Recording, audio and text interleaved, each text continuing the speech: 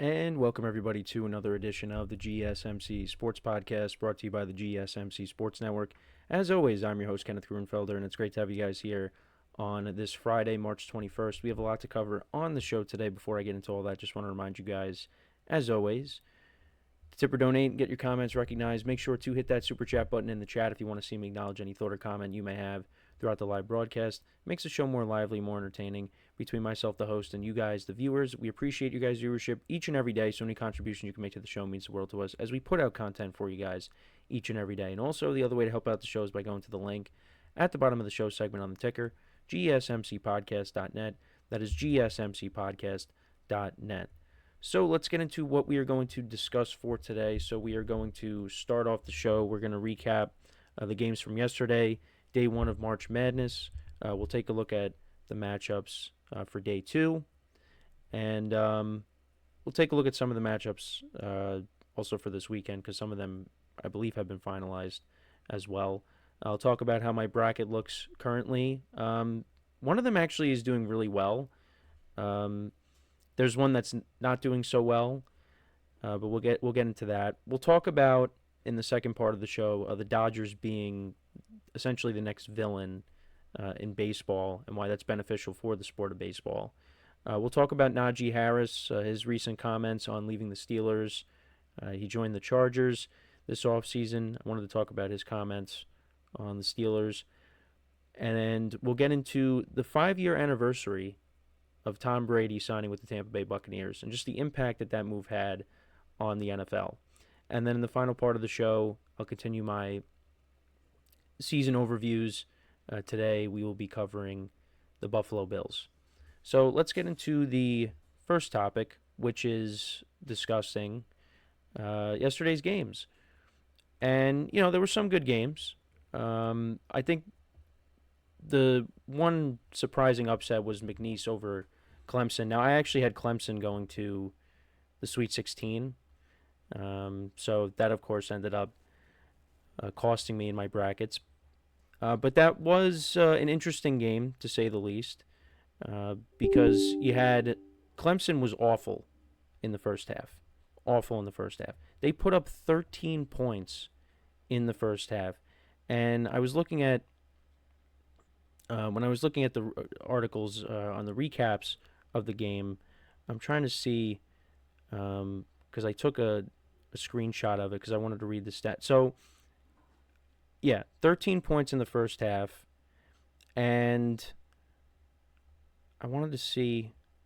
I took a bunch of screenshots because I wanted to read because it was comparing that first half to some of the other low scoring first halves.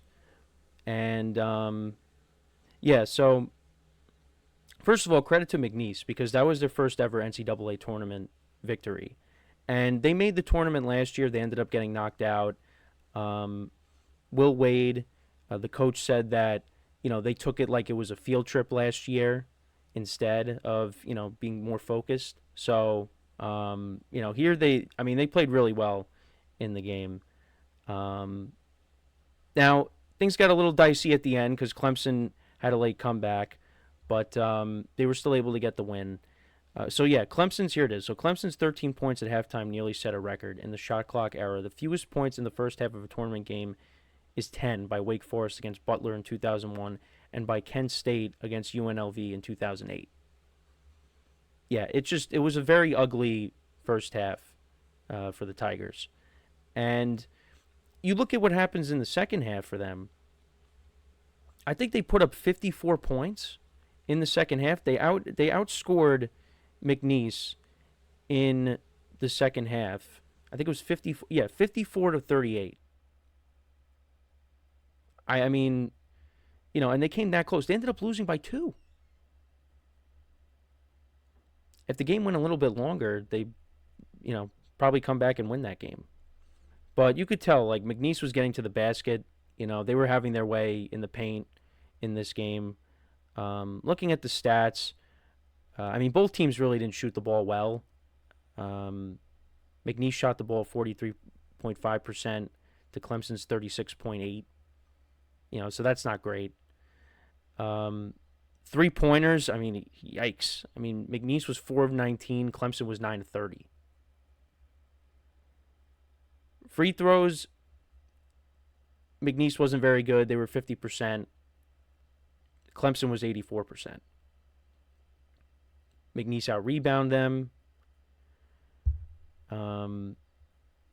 Turnovers, also played a big role. McNeese got 19 points off turnovers. But, it's just they did not show up in the first half. And had they played a decent first half, they win this game. But it was just too little, too late. But congratulations to McNeese on moving on. That was definitely the biggest upset of the day. And taking a look at some of the other games, so Creighton and Louisville got us started off. Creighton basically had control of that game the whole way against Louisville. Had a very good game, career high in points out of one of their guards. Neal, he had 29 points, 12 rebounds, 6 assists. Shot the ball very well, 11 to 16. Colt Brenner had 14 points, and Ashworth had 22 as well. But yeah, they pretty much had control. I mean, Louisville was kind of getting themselves back in the game, but this game never really got very close at the end.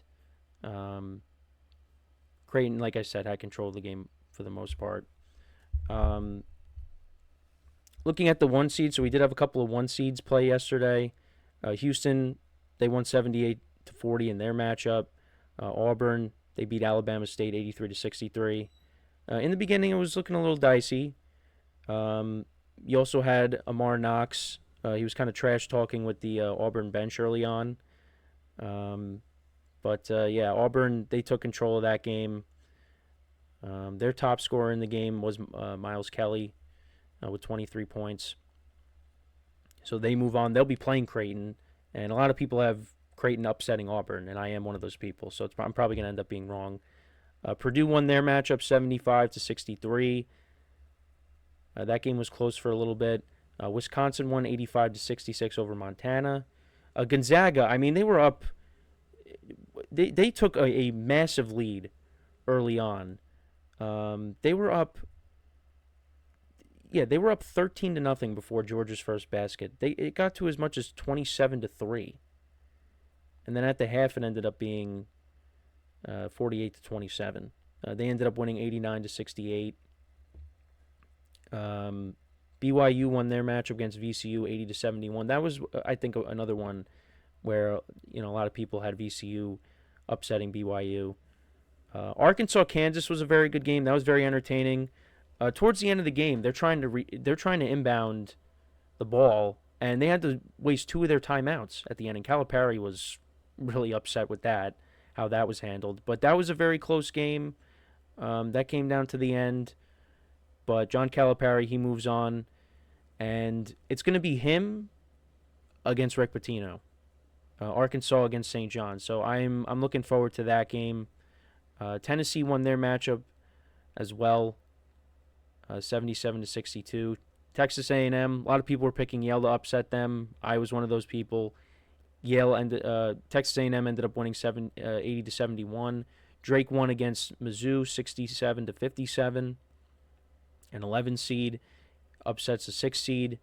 I mean, they had 30 wins coming into the game, and they finished in first place in their conference. But yeah, they ended up winning. UCLA all over Utah State 72-47. St. John's winning 83-53.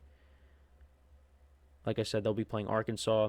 Actually, another very close game. You had UC San Diego against Michigan. That came down to the last shot. I mean, they almost tied the game at the end.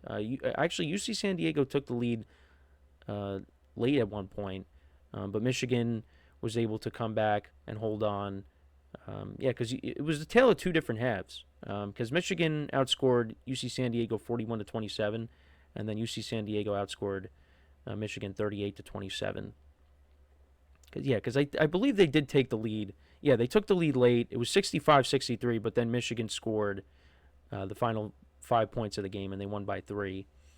And then Texas Tech winning 82-72.